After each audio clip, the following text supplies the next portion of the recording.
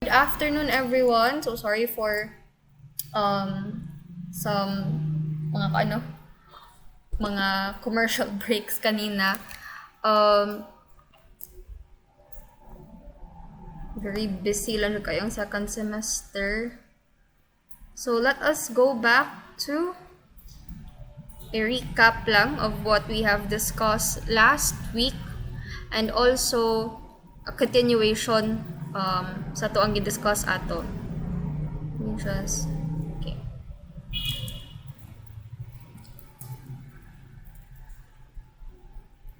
So last time we have discussed what are the basic information or things that you need in order to effectively not discuss no but relay your tour commentary during the tour. Now, as a tour guide, not only that you will have an itinerary with you along the trip so that it will guide you with what are the activities that you need to do throughout the trip, but also you need to have a commentary like your script on what you're going to say. Because useless man ang itinerary if your tourists will not learn something from you or they won't understand what is the purpose or reason why you visited a tourist destination. Now, these are the important things to include in the itinerary. In the commentary, I have already discussed this one already, as well as what are the skills required. So we are still in A and B, leadership skills and communication skills. So we expanded our discussion on what it takes to have effective communication skills. Of course, you are going to deliver your tour commentary, and it's important that you can properly relay all of the needed information to your tourist. We're done with this one. Avoid tag mga highfalutin words. Have to be careful in our non-verbal actions. Comes to our facial expressions, our gestures, it dapat appropriate jud siya.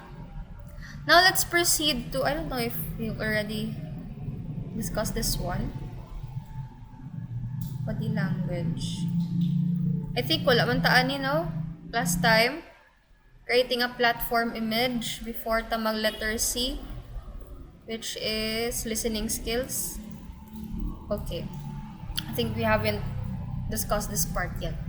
So, to continue, letter B, in the skills that you need in order to deliver effective tour commentary.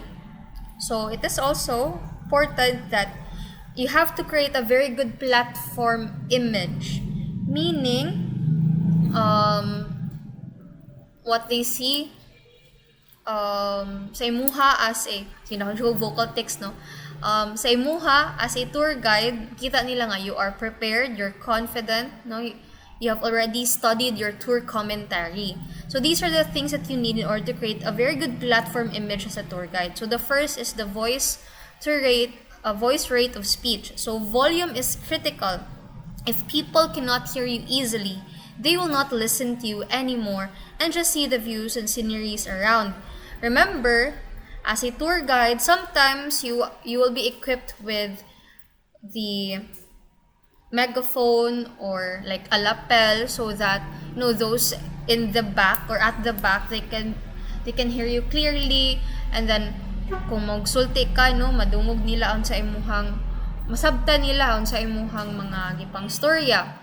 Now it's so important that when we talk in front of a group of people, you have to have like the right amount of volume, not too loud or not too soft po. Sakto lang ang volume. So, ikaw magbana-bana man jud ka ana if imuhang tingog okay na ba, madunggan na ba sa uban At first siguro magsakit yun imong tutunlan kay of course you're have a hard time getting used to your voice nga padako jud nimo ang volume kay sometimes when we talk we just talk normally, not unless if you're like my mother or someone I know nga masking istorya ra sila og kalma siyang amiga mura siya gasyagi to kay siya tingog, pero wala siya as a tour guide, you need to try to assess no if unsa ang sakto nga volume nga madungog sa tanan nga dili pod siya ingana pod kaalingugmog or sobraan pod kahinay. And you have to speak audibly. No, make sure that you exercise your mouth, no? Like kanang ginabuhat ni Sharpay Evans ano kung lantaw mo High School Musical na siya yung mga mouth exercises, no? Kay para mabuka jud tarong when you pronounce certain words, no? Klaro siya paminawon. So loud and soft voice is more appropriate for tour guiding, not soft nga. Speak audibly. Dili na siya pwede, dapat dako siya, tibuok, no? And there are more space and distance between your mouth and the guest ear. So, di yung puta pwede nga, so ikan ha, kaya naputol siya. Dili man pud na siya pwede class nga, tanto na lang po kay kakusog niya. Yung muhang guest na ra sa tapad ni mo, na mabungol po taon na sila.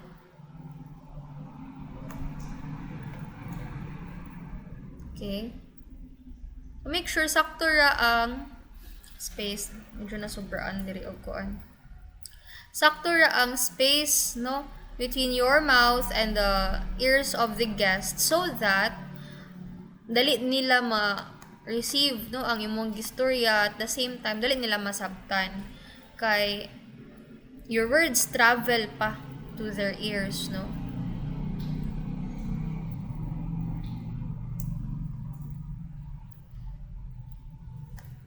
Dili jud siya. Ari na lang ta. Struggle kayo. Okay, next is be sure you are speaking to be heard by all, not just few. Not ni siya. Not just few. So, dapat you have to be sensitive, no? Because other tourists who are at the back, no, sometimes dili man sila kaduol sa imo kay daghan biya pud og turista imong ginahandle. You have to make sure nga even sa likod makadungog sila. That's why you invest on like a lapel or you just speak audibly, no, dako, no, ang volume per di pud tanto pud nga sakit sa dalunggan, sakto-sakto ra, no. And at the same time when you try to make sure that your voice is loud, no, and clear, make sure pud nga dili pud siya like kon madungog lagi ka sa likod pero dili pud audible. Lahi man ang audible nga like masabtan, no? Na makadungog sa simong tingog but they cannot actually make out the words that you're trying to say. So, dapat po, klaro jud sa ilaha para masabtan nila. No ka nga kanang, do you guys hear me at the back? Nimutando ra sila. Or makita sila na nga na visible confusion nga makadungog sila pero di sila masabtan, no? So, you have to make sure nga ma-conjure og tarong ng imong isulti. Also, you have to make sure nga, for example, if you're going to make use of like a megaphone or a lapel, dili basag ang audio. Okay? The next, keep your pacing or rate of speech quick than slow.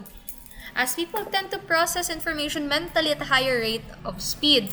That's why class, no, when I talk, sometimes paspas man kayo, no, pero at least, siguro lang, pag may masabtan sa ako, ano, kaya ganyan katudlo ko sa senior high, may ko nga, am I too fast, students? Kung okay naman masabtan naman, pero at least dali rapod. Kaysa ka nang hinay kaayo, no, niya, laay pod biya kay class, no, puol kay paminahon ka namingon nga, keep your pacing or rate of speech quick than slow. Nya ikaw nga gabasa, or for example, if you're reading this, no, murag katulgo na lang ka, or ikaw maminaw, no, murag katulgo na lang po ka-appeal, no. Part of being an enthusiastic tour guide is the speed of your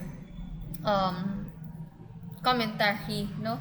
Nga enthusiastic siya paminawon because of course, no, the speed is di po tato paspas, sakto-sakto ra po, no? Di po yung murag gigukod, no? At least na ang continuity, ang flow ba padayon na siya, no, diretso. Pitch tones are as important as the above-mentioned guidelines for effective speech. Why? Because if you lower down your pitch or your tone, it doesn't sound enthusiastic. Pitch and tones are important as the above-mentioned guidelines. O ba? Tulgon kag appeal.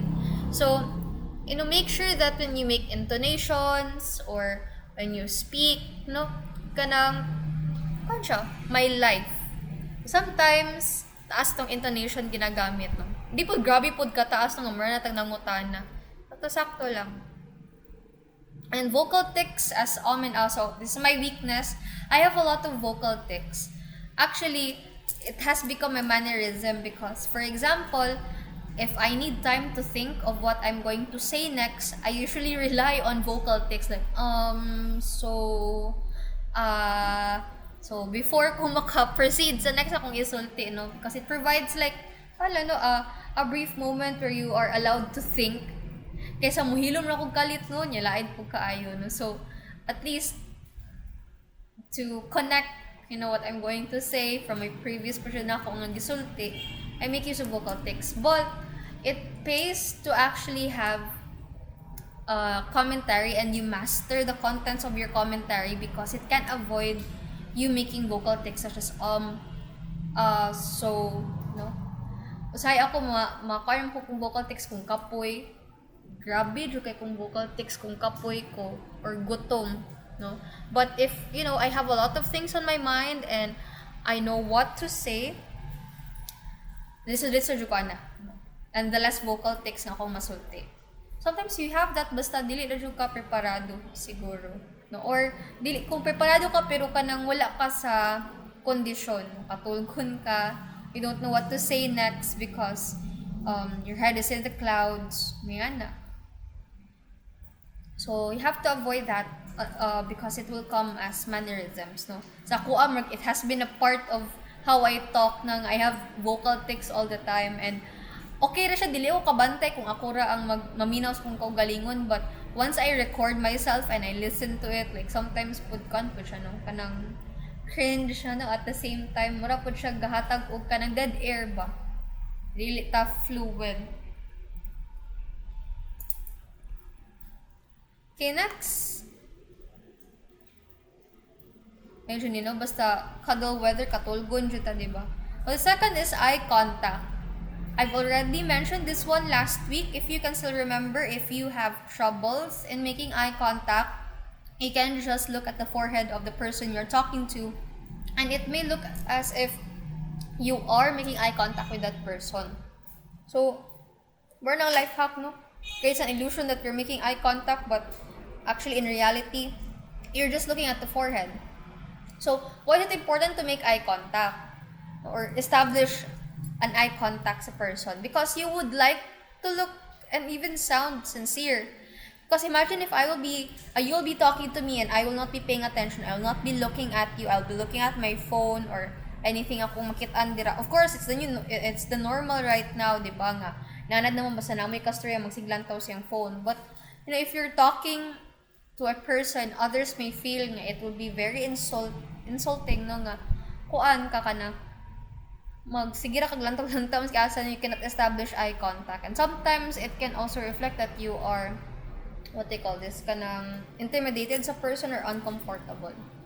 So maintaining eye contact with the person you are speaking, looking a person in the eye means you are listening to what he is saying, and it's a message of recognition. It's a message of respect. Like, I respect you, so I'm gonna give my full attention to you, and I can show that through eye contact and intently listening to you. The third one is body language. So you have to be conscious of your body language. So like what I mentioned last week, no, nga, sometimes it can be very distracting or it does not reflect the kind of words that you will be saying. Like, for example, you say that you're happy to meet them, but your body language betrays you, no? Your body language doesn't really show that you're happy to see them, diba? So it is actually the first it's actually the first thing that a person notices. So also dili lang na siya maka-benefit lang nimo because you apply a certain body language nga appropriate siya, but even ikaw, no, maka-notice po ka na sa uban and you can immediately identify if this person is uncomfortable or kaning nga person nga kung kastorya naginahan ba sa kung gistorya kay makita man silang body language as well. So here in body language, it works for both you and the tourist. So, ikaw, you have to be conscious of what kind of body language you're going to present as you talk. It has to be appropriate. At the same time, you observe the body language of your audience and you try to see if they are comfortable or happy or satisfied with whatever kay makita man nimo silang body language, no? Cue na nimo sa uban. The next one is your audience.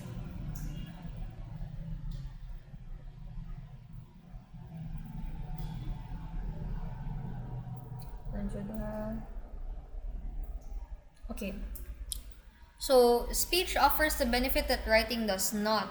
That is the ability to get immediate, visible feedback. In writing, there is a chance that you get misinterpreted or misunderstood by your audience. In speaking, there is more flexibility. So, you have to really focus on your audience because, you have a lot of advantage when you provide, oral commentary. Kasi mo lang isulat, no, kay kung man good siya class, you would get an immediate feedback. You can immediately see if they're happy with, with the talk or with the trip, or for example, if they're uncomfortable, they would also voice out. So, mas daghang flexibility ang speech, no? So, you have to focus that one, especially if you're going to talk to your audience. So, those are just the things that is an additional reminder on how to create a platform image, especially if you're going to communicate the contents of your commentary. So, sa proceed to the third skill. So, humana naman ta sa leadership and communication skill. At ito sa third skill, which is listening skill. So, listening is key to all effective communication. Without the ability to listen effectively, messages are easily misunderstood, especially if there are complaints or concerns that are brought up. In order for you to address that correctly, you have to listen intently to your tourist. Okay, how can you provide them what they need if you don't listen, di ba? So, sometimes, ma-misunderstood dayon. So, ma-frustrated dayon ang sender because he didn't listen, he didn't pay attention, wala ka na mati, wala ka na kasabot, no? So, importante yan ang listening skills. So, here are just some tips for effective listening. Minimize.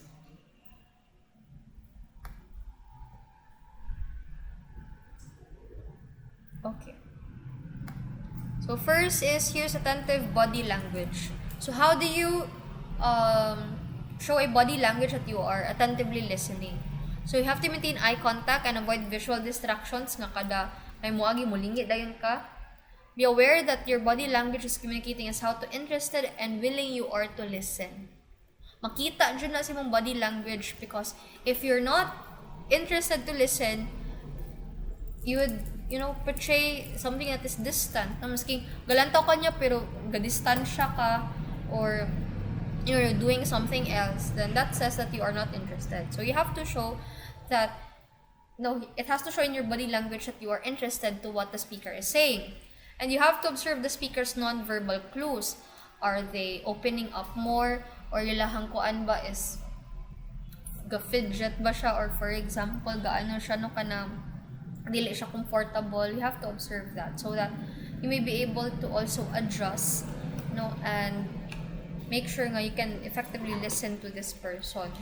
And listen with your eyes more than your ears. Okay, sometimes when you talk about listen to your eyes, you have to be very observant, especially to the one that you are talking to. The next one, learn how to use your thinking time effectively by paying attention and focusing on what you see and hear. So you have to keep your mind focused and away from wandering by asking questions about the topic being discussed. So in order for you to actually engage in a conversation with your tourist, you have to refrain from letting your mind wander. Because if you let your mind wander, dili ka katarong og reply sa iya, girag tando-tando, masking iyahang gisulti is the total opposite. Meaning, agree na kag kalito because you're not paying attention. Kanang gani nag-zone out ka, say may kanang nagstorya mo dira niya, ikaw kanang murag nagtama ra ka ba? Like, gastoryahan na jud mo. Like, galantaw jud ka niya, pero nag-space out ka, ganing, you are there physically, but mentally and spiritually, you're not, like, you're somewhere else. Okay, so, Masking nag-eye contact pa ka, that is still not effective listening. Okay? You really have to understand, engage yourself in a conversation with the person you're talking to.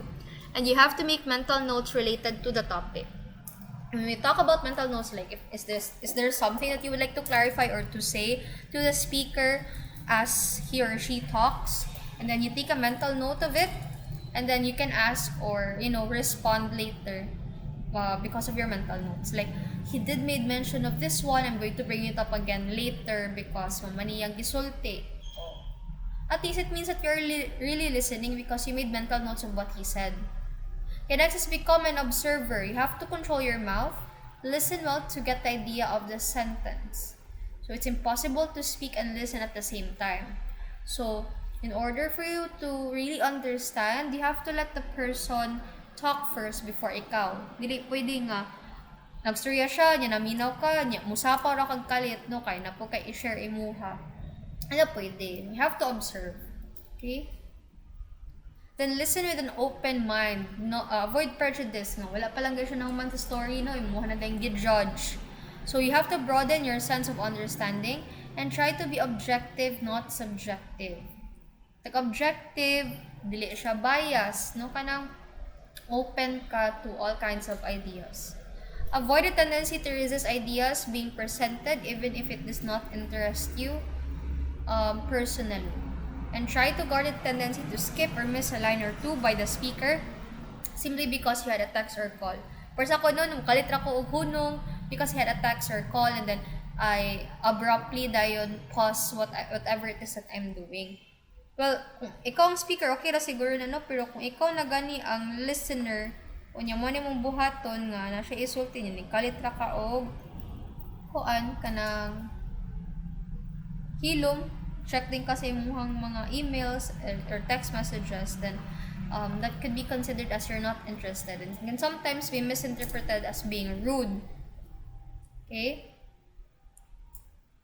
And the next is do not jump to conclusions. No? Ito mga babae, kasi kita mong overthink, no? Sa naman taani, di ba? Mo siya yung rason nga, no? Tuyoin kita per minute, kaya mo jump din tayo into conclusions dayon. Palaambak jud kay ta. Sige na tag jump into conclusions, wala na lang taning taas, no?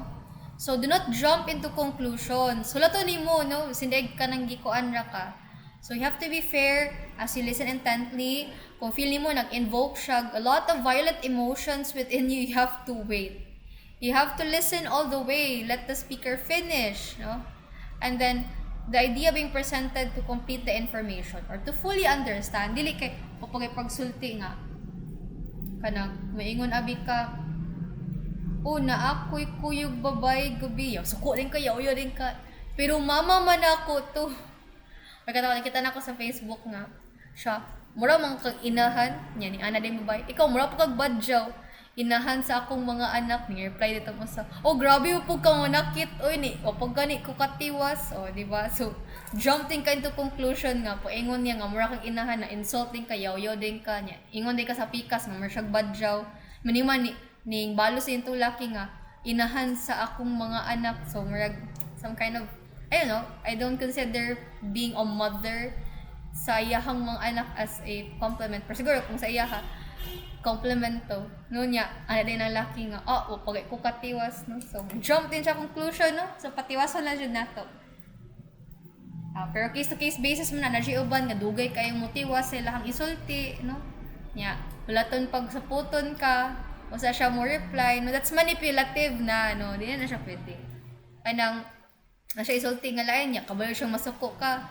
Yung wala niya gitiwas, no? Kaya, for the sake lang nga, lantaw nun sa imong reaction niya. So, of course, natural yung masuko ka. Kay offensive man yung gisulti pag-una. Di, pagka suko na nimo, ikaw pa digi gaslight na, suko man ka, pag ko katiwas. Di ba? So, do not jump into conclusion. Balag mga 100 years pa na niya, tiwason niyang storya, no? Bala siya dira, no? Sometimes our emotion can get the best of us if we become slaves to our emotion instead of kita ang mo-manage itong emotion. It will cause a very chaotic jud nga kuan or cause more problems. So, learn to master our emotion, not our emotions try to overcome us, no, or overwhelm us. So, let the speaker finish, she plano tiwason, i-cliffhanger niya, o nara niya, at least, because when you jump into conclusion ng good, sometimes, you might misinterpret, or, for example, show kang emotions na dili maayo. Okay? Then let the speaker recognize that you are listening. You have to be an active listener.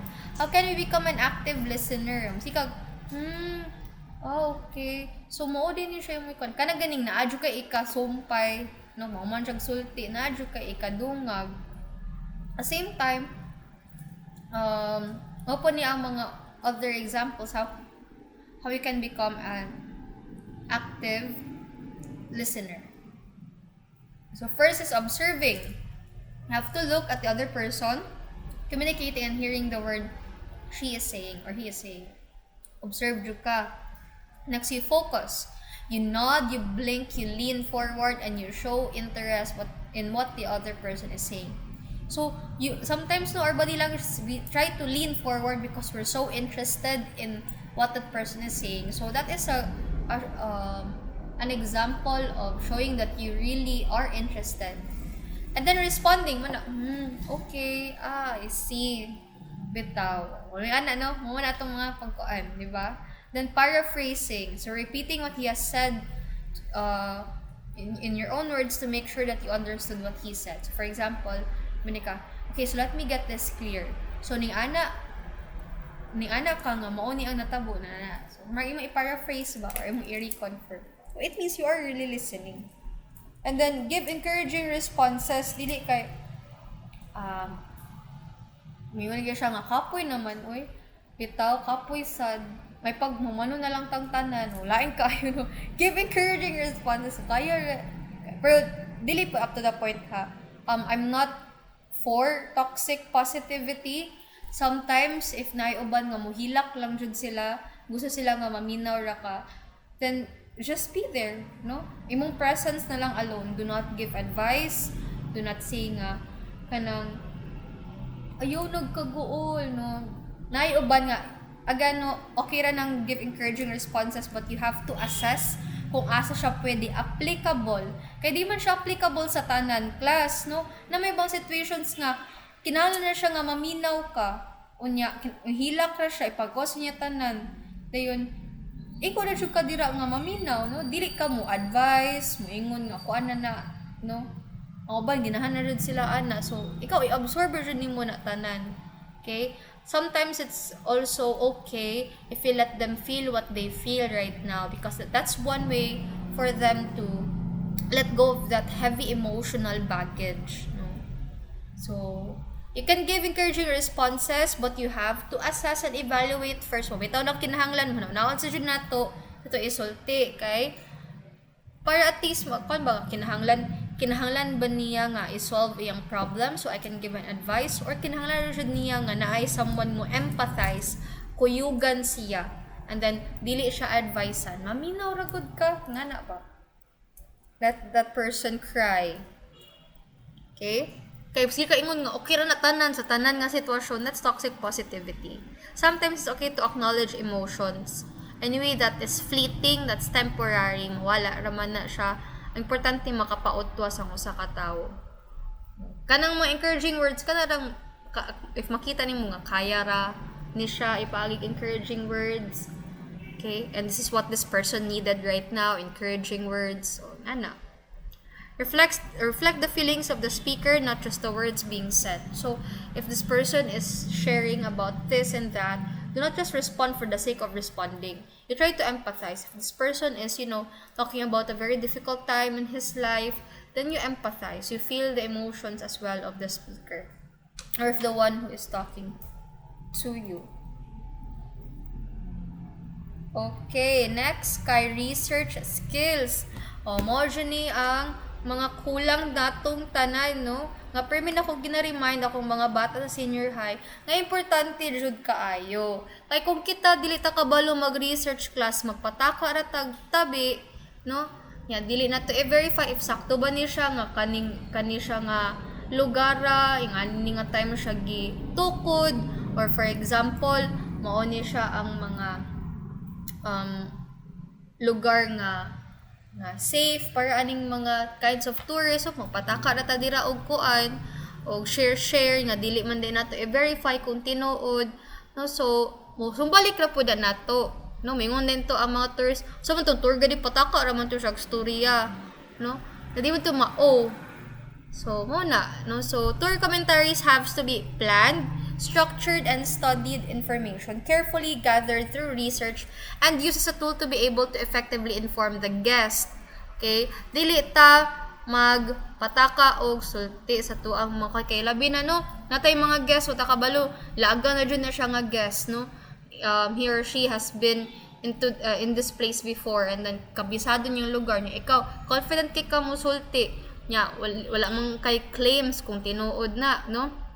So muna, mauwawan ka, i-correct ka, no? Nya may ra ba untag i-correct ka privately, correct pud ka in public, nya mag-away na noon mo, no? Kay di man pud ka magpakon kay may atong ego, di ba, no, nga na mo correct sa ato, not unless if you're open-minded to corrections, di ba? So muna ego ka nyo, mag-away yan noon mo sa guest, kay mo ri paglaban nimo mas sayop niya, ang guest knows what the place, no, unsa ang iyahang kuan should say background ana niya. Kimski asa class to, even gani sa research ito sa senior high, ginanadyo ko sila nga ay jo patakag kuwag mga references, matingala na lang ko asa nimo ni gipangkuha, din ako ma-search sa Google Scholar. Ang Google Scholar is a reputable source of information where research articles are published and they are peer-reviewed by researchers. So kukuha ra ka dirag mga mga gikan sa ilan nga website nga wala kagig peer review, di na to matrace ang author, lisod na kaayo. Okay? So muna siya. So you have to understand that it's important to do research so that you'll be able to effectively inform the guests, let them understand and appreciate the facts related to the actual sites. Dili kay ingon ko naman ni merlayon diri sa kuan nya paabot to wala, no? So seen along the way on the running tour or walk about the tour. Even tour guides class, they go into the extent of even going to the destination, maglantaw-lantaw, mulantaw siya unsay naa dito. Okay, di ra siya mag-rely sa website for research lang. Agto siya sa actual site, lantaw niya unsay mga facilities dito so that he may be able to report or let's say to present the attractions properly and completely and factual siya. Okay? We've heard a lot of this, no? Especially karon na sa election time. Because class, maski pang dili pa election time, research is important, no? So ikaw as tour guide, kinahanglan po ka, maski asa ka nga profession, you apply that, no? Person ng concierge, no? Tana si guest, unsa may nindot diri nga kan-anan niyo magpataka ara kag sulti, no? You have to do your research unsa nindot nga kan-anan nga affordable para at least kung unsa jud imong gi-advertise kay guest mo pud ilahang maagto dito, no? Kay daghan na kayo na class kanang mga very misleading ug unsa kay nang uban nga kuan ha kanang false advertising. Pa na example, no? Kapila na beta na nabudol mga false advertising, di ba nga, they promise you that this is what you will experience, and then pag abot mo sa actual nga or pagkuha nimo sa actual product dili day mao, di ba? So muna, no? So research skills are important. Okay? Dili na siya pwede nga mo kuan ka nga ay kapoy man oy. Yeah. Or for example, kung kapuyan ka, dili ka mag-research sa imuhang mga tourist attraction sa itinerary, niya i-correct ka ni tourist nga nakaagi na ana nga lugar, yung masuko ka, no, dili po na siya pwede, no? Kanang tawagan na kanang ingon din nga correct din siya, kalimot siya nga kuan ko, di na siya pwede. Kay kanang the truth will always be the truth, no? Nya if you are fighting for what is wrong or sayo, then I don't know what is wrong with you. Padayon na siya po nimo, no? Kay sometimes diba naman jud tay pride nga kabalutang sayo patong lang ipadayon kay ulaw man good ug ipaglaban, pero dili jud na siya pwede. So dapat to avoid that, have good research skills. Okay, mabito to si ate, diba, nga mag-prepare siya, diba, kada agto nila agto sila og Like nasa European tour, no? Magsasalain na po nga country kay Europe, dako di man siya para sa Philippines na archipelago man, lain og mga islands. So sa Europe kay pwede ra man kakaagto sa lain nga country without even traveling through air, no? Pwede kayo mag-bus ka or mag-train, di ba? Of course, mag-overnight ka kaya ang distance layo po kayo. So, while ga trip, ga research did si tour guide, di ba? Para i-include siyang commentary. Importante na, no? So, next are delivery skills. In tour guide, delivery skills person ng Ninja Van ka na. So, lahin na siya ang delivery skills, no? How you deliver your commentary. Okay, so in tour guiding, delivery of information gathered and research is the most challenging part of the show. Because no matter how much effort you put into your commentary, like you've researched a lot of information about the different tourist attractions, nag-practice na ka before the actual trip, pero pag abot na sa actual trip, it's how you deliver your words, how you present the commentary. Okay? It is here that the talking skills of the tour guide are being put to the test. Okay? It's not the idea of being so fluent. Even if you are fluent in English but it has no substance, I've known a lot of people who are very good in English class pero walay substance, way unod, no? Just rambling trash words, okay? Or in any other foreign language, not only that, no? Fluent in English but you don't know how to deliver it effectively, then kanang sayang na Japon kayo tanan, ba? Para saan nang pag-present mo hinay kay kag tingog, or for example kanang wala kay confidence, no? Or malimtan nimo ang uban nimong gipang research sa imong commentary kay tungod muna no kanang rag na mental block ka. So delivery skills matter. How you deliver everything that you have prepared in a commentary into the actual trip. Okay, so let's now proceed to nervousness. So there are some guidelines on how to counter and prevent nervousness. We all get the first day jitters. Ako, I am not an exemption to that because I have always experienced jitters. Even gani, mga virtual, makulbaan na Japon tanong. Kung first time niyo mag-encounter aning mga tawhan na, hindi siya na mawala, class. Maski anad na kay ka magstorya sa daghang tao. Once it's your first time meeting these people, makulbaan jud ka. So, how do we avoid nervousness? First is you have to know your stuff. Meaning you are prepared. You have studied your destination, your tour assignment, you know the composition of the group. Kabalo ka tanan, no? Ito ginayon ko sa mga estudyante po katong when we organize the Street Map Congress nga. If you have prepared everything and you're assured na jud nga kompleto na tanan, all is set na, then you have nothing to be scared about.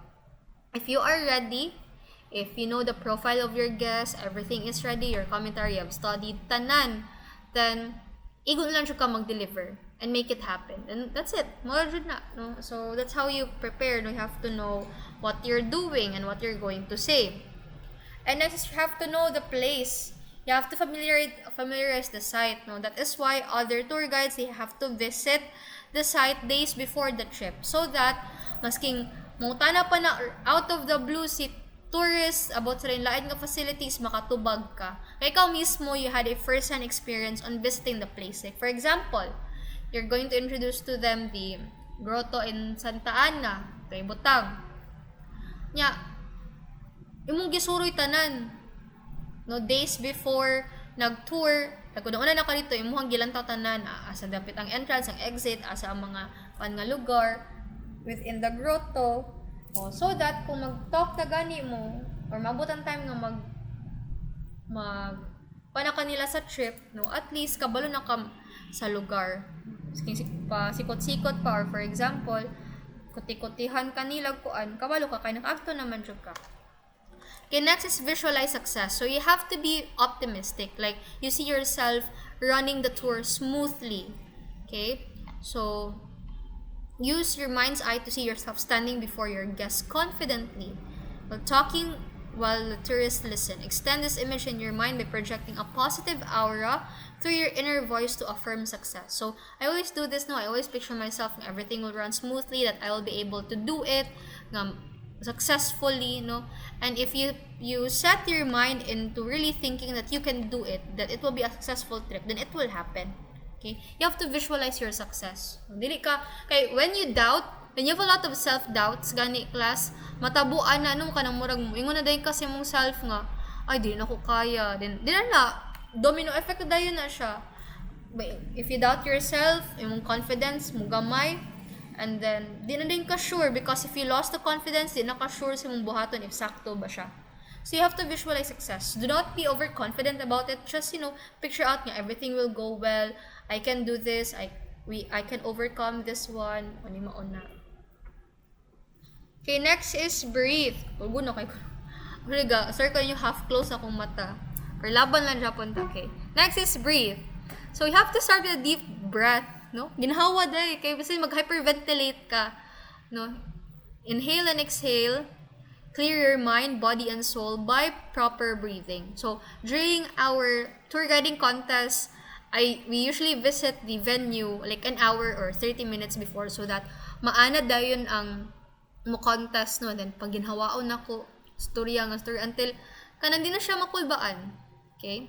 So, pwede man nga mag-una-una ka daan sa venue or kung kuyog mo ni guest, okay? Sa bus pang daan, ginhawan na ka, no? And then, pray for kanang sa tawagan na tagaan ka gift from the Holy Spirit that will give you clarity of mind, or presence of mind di ay. Okay, so calm down, breathe, no, and then try to just do not overthink it. Okay. So, we are done with that. Next is how do we make a commentary. So, before tong proceed, Ani, do you have any questions with regards to skills needed in order to become an effective tour guide and how to effectively deliver the commentary? Do you have any questions?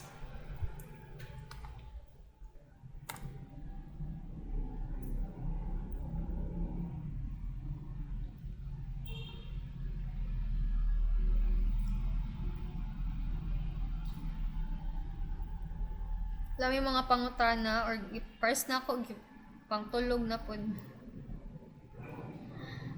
Kadok ka dyan nga weather, no? Sige lang, laban lang ta sa live. I think we're almost done. May slides left na lang. Shoot us kasi hapit ni mag 60 slides. Ay, hapit na data. Ari na ta sa how to make a commentary. Ito na lang yung tiwason kay para on Thursday, kuha na po ito. Saan mo ito ikuan sa Thursday, ha? So, I was planning, okay. I'll also show you an example sa project sa second year last year. Pag himo nila silahang tour guiding video. Next meeting. Okay. So, how to make an effective commentary. So, the effectiveness of a commentary requires audience analysis and visitor expectation. People take a guided tour to be informed, educated, and entertainment. Information varies according to types as part of the commentary. So, first is you have to include, this is required, the name of the tour guide, driver or coordinator, if any, na ay coordinator kuyog, should be part of the introduction and greeting. So you have to review your tour guiding script, which was your project pag prelim, if the name of the tour guide or the driver was there. No, nakabutang. Kung yung pinakauna klase, introduce rin na ninyo. Then informational includes all the basic information given, including history, facts, and figures, whether on a running tour or during walkabout tour. So, muli pinakadako og percentage actually, no? The information provided. Kay, kanang mga theatrics sa uban class, okay ra siya, paminano ka ng mga theatrics sa uban, kay, like, kay sa lalataon, ga declamation, but, if na by substance, kay sometimes you focus on the theatrics to be enthusiastic, to look very engaging, but you lack the information, like, kulang ka sa mga information i-provide, then it's still useless, no? Mawin na ginaapas po sa tour guide nga not only they will enjoy their trip, but also they will be able to get something educational, no, kanang information lang about sa different places nga lang ginabisita or lang bisitahon. So, informational. Next are requested. Through interactive guiding, guests can ask questions and the tour guide's duty is to answer this requested information for clarification. So you have to be ready when it comes to questions, no? So make sure that your commentary is comprehensive so that dali nila masabtan. At the same time, in case that you miss something, at least do further research so that you can answer their questions, even if it's not part of the itinerary or not part of the commentary. The next is optional. Part of the commentary to be more entertaining. So this is only optional because not all of us are gifted with good sense of humor. So if you like to add some more entertainment or tell interesting stories or legends or good jokes, then you can do that. If you're like me, nga pang memes ra jud ako ang sense of humor pero I don't really have a sense of humor verbally, so pwede na mag-add kag mga trivia or mga quizzes or kanang Q&A portions at has what they call this, prizes, so that they will be fully engaged and of course sila ma-encourage sila maminaw sa imuha kay tungod from time to time you will ask questions and you will give out prizes.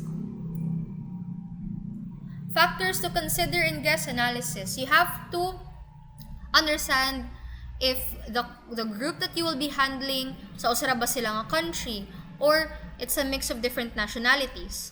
Next, you also need to take note their age and gender. So unsa man ang majority sa age groups diri, are they ranging from 20 to 35 or are they teenagers, are they medyo maedad-edad na, okay? Socioeconomic status and educational attainment. So this is important class. So let's say so most of these tourists are retired na and most of them are farmers or kal nga nakakuha og kanang dako nga kwarta, and then some of them may not be exposed to certain sophisticated culture because they have lived their whole lives nga naara jud sa ilahang farm or nag-harvest ra, no? So they're not used to that kind of that kind of display of luxury. So it's their first time, no? Tula ibutang. Example ra na ha. So you try to adjust how you talk, not just how you talk but also in explaining things to them. Kay dili tanan parehas og level sa imuha. So you have to understand what are their educational attainment and socioeconomic status. If kani mga tawhana dili sila used to this kind of display of luxury and sophistication, you either take them elsewhere nga they will be comfortable and they can relate to, and also when you talk to them, it has to be flexible jud ka nga kanang dili man tanan makasabot sa imuha. Or for example, atong ibutang kay mo jud na ang tinuod, no? Or ito ibutang na uban nga mas sophisticated pa sa imuha. So how do I approach this person? So you can identify that based on the educational attainment and economic status of your tourist. If most of them are into the academe, so you have to really conduct further research because these people really ask a lot of questions. Okay? Then you have to also know what are their special interests. Are these people more into hiking or more into culture, more into history? So you have to understand that. If they're more into culture and history, you have to bring them in other places like historical sites or museums. Occupation and profession. How long is their visit and have they been here before? And how much information na do they know? Okay? Kaya if you provide them with information nga nabalaan na sa kadaghanan because they've been in, let's say, vegan for a couple of times, then mangita na po kaglaing information that is new to them. Okay? Importante na siya. These are just some of the factors that you need to consider. Okay, some tips for effective commentary. It has to be accurate. Information should be brief. Maski inubur na siya class per sakto. Straightforward, concise, and easy to understand. If you have a lot of theatrics but you did less time on researching and maghimo-himo ra kag make-up stories, that will actually reflect on how unprepared you are and you do not respect the requests of the tourists, because the tourists are there to learn more information about your place. You are a representative of that place because you are the one who will guide them in their trip. So as a representative, for you to properly showcase the city or the place where you'll be conducting the tour, you have to conduct proper research and has to be accurate. Okay? Next is relevance. Carefully research, studied, and select information based on the type of the tourist, the area, and the site being discussed. It has to be relevant to the tourist and as well as the theme of the trip. Structure. So, facts presented should have a form, the beginning, the middle, and the ending. It should not just be an inventory or list of information. Like, nag-google ra ka dira, gipang bullet ra nimo, gipang lista ra nimo ang tanan nga mga information. No, it should tell a story. Like, take for example, although no, you're telling a story, but it's based on facts jud siya. So, take for example, you're going to tell the story of how San Carlos Borromeo Cathedral was built. So, you have to start from the very beginning, and then what influenced the church, architecture, kinsa ang naghimo tanan. So, it has a flow. It tells a story, but it's based on facts. So, it has a structure. Not just you're just going to read, okay, this was built in 1961, and then this was then built in 1951, this was built on, anong nagabasa na ka list of facts. So, no, it has to be conversational. Okay? The next is varied. Encompasses several or areas of concern about a certain topic discussed. So, it has to be varied. No? Dili lang balik-balik information imong i-provide. Okay, next is objectivity. So, objectivity in all presentation, the objective should be clear, not subjective. Okay. Next are steps in delivering a commentary. First, you smile, then you greet, then you introduce yourself and the driver. Brief the guests about the tour for the day, like what are the expected destinations that they will visit. And the third one, you review the inclusions and exclusions of the tour. So, before pa ta makalarga class, you have to inform them, okay, ang inclusions ani ma'am is mo na dalanig entrance fee, pero ang exclusion wala pa'y labot sa meal. So, it will be you who will buy your own meal, ma'am, kay excluded ni siya sa package. Mo nang klaruhon. Kanang niya mo reklamo nito nga, labi na mo kuan, kanang na ay appeal ang food. Wala namin namalit ito sa may tindahan sa previous destination, kaya abi na mo kamo mo provide. Oh. To avoid that, you have to brief them ahead of time before makalarga nga. If you wish to buy your food while we travel, just inform us kay para mag-stop ta. And then, wala siya ilabot. So, kamo ang mag-pay sa inyong food. Ana. Then, give the location and distance. O, when is the estimated time of arrival if we're going to go to the next destination? Okay? Layo ba siya? Then, tell them what to expect from the tour. Announce comfort stops. So, comfort stops are where they can rest or pee. No? Pee, take a CR break, no? And then take a restroom break, no? And then have a breather for a while, or maybe kanang mag-stop to buy some food. Okay, provide necessary precautions. So muna rules and policies, and then also sa mga dili pwede buhaton during the trip. And don't forget to point the famous landmarks if in case that you will pass by some of the landmarks during your actual trip. Okay, next are tips for an effective commentary. First, you have to begin with a smile, greeting and introduction. Deliver information in a manner that would interest the guest. So, sa pinakasugot pa lang dynamic na kay ka, you're very enthusiastic so that it will pique the interest of the guests, no? Mahook din sila nimo the very beginning pa lang because you get their attention in the right way. Then add a sense of humor in your commentary. If you're not good at jokes, you can think of other ways on how you can lighten up the mood. Okay, remember that people join a tour to be entertained with facts and stories about the place and appreciate the things they see. So you focus on that. Facts, stories, information about the place. Face the group. Okay, not a few. So, talk about face a group, not a few. You're not only focused into one group lang. Like, for example, you're surrounded by entire group dyan, no? Nya, sa tubangan na ka magsigi og storya, magsig engage. Ang kato naa sa kilid og kilid nimo, wala nimo gi pansin. So, dapat, no, your eye contact or, for example, you scan the entire group.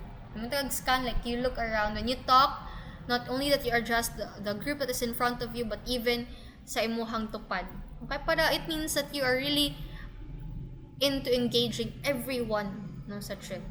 Speak clearly and slowly, especially for a larger group, but not too slow nga, it will, encourage them to fall asleep. Voice should be audible, meaning when you talk, they can understand what you're saying. Practice eye contact. Prepare yourself for questions to be asked. Take control of your breathing and try to emphasize important words. Sometimes when I try to emphasize important words, I slow down. Okay? So you can do that. Or make your voice louder. Next, use synonyms in explaining. And when mentioning a name, repeat it or spell it. So for example, your name is Jane, right? So that's Jane. Correct me if I'm wrong. Ano, at least dili pud kon ba? Sakto imong pag-pronounce pagsulti silang pangalan. Okay, kay ang sweetest sound that you will ever hear is your name ra ba? Dapat sakto pud siya pag-pronounce pud sa mga tour guide. Okay, listen carefully to questions and other concerns. Never argue with guests. Makig-away gani ka class no, ikaw jud pud ang pilde. Ato ibuta masking sakto siya. Masking sakto ka. Pero mabot ki sa time nga maghatag siya reviews and all, niya lain ko kailang taon nga ikaw tour guide or ikaw ang nag-manage sa trip niya, makig-away ka. Okay? So just try to pacify the guest, let the guest or tourist calm down for a while, and then you also calm down when you converse with the tourist. And then last is always end your tour by thanking the guests for joining the tour. Importante dyan na. And then you also wish them that hopefully you will see them again in their future trips so that they will have a reason to come back or they will be encouraged to come back. Okay? So that's it on my part. Medyo gipaspasan na ako, no? Grabe na rin kaayo ka. Kanto ka. But anyway, that's the end of chapter 3. And we have already finished commentary. Hopefully, by next meeting, you will have another topic, and then also I'll show you an example on how to do your video recording, so your tour guiding video, so that you may be able to work on it. I will just extend it until mga March 12 to 13. May 12 to 13, right after elections, because we have extended our examinations until May. So that June is the time na for graduation. Okay? So that ends my class for this afternoon. Do you have any questions? Na may mga pangutana? Nanda. Okay. So before you will end, let us pray first.